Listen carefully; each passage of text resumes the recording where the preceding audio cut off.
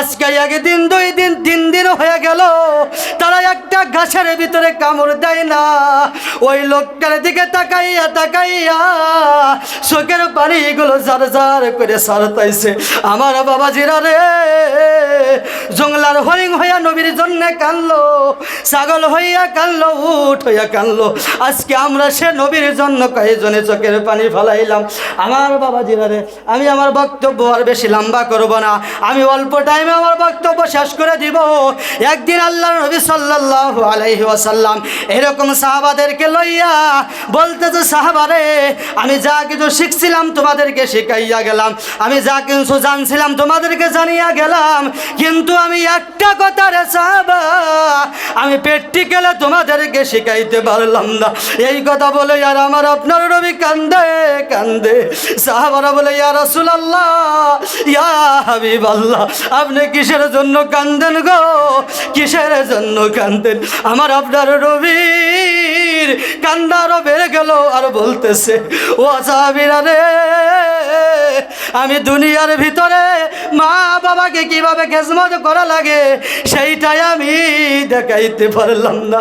যেই সময় আমি মার পেটে ছিলাম ওই সময় আমার বাবা ইন্তেকাল হয়েছে, যেই সময় আমার 6 বছর ওই সময় আমার ভাই ইন্তেকাল হয়েছে।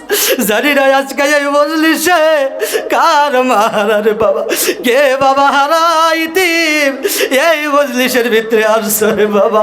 ওই মা বাবা আজকে প্যান্ডেলের চারপার দিয়ে ঘুরতাইছে আর বলতেছে, আমার ছেলে আজকে প্যান্ডেলের ভিতরে গেছে, ধর্মীয় সভা শোনার জন্য গেছে, আজকে আমার জন্য দান খয়রাত করবে, সেই আশা নিয়ে তার মৃত্যুর রহুগুলো এই কবরের চারপারে দিয়ে ঘুরতাইছে।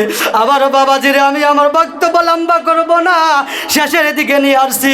আমি আপনাদেরকে চরণ ধরে বলে যাই, ওই মা বাবার কবরের শান্তির জন্য, ওই বাবার কবরের শান্তির জন্য, তাদের কবর নাজাতের জন্য আমরা বেশি বেশি করে এই মাদ্রাসায় দান করব। ইনশাল্লাহ করব তো সবাই, ইনশাল্লাহ দান করবো তো আমরা সবাই, ইনশাল্লাহ আমরা মাদ্রাসার পক্ষে আছি তো, আমরা তোকে মাদ্রাসার বিরোধী না, আমরা তোকে আলিম ওলামার বিরোধী না।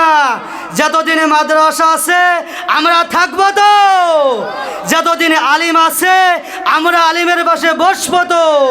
সকলে মানে লিল্লাহি তাকবীর।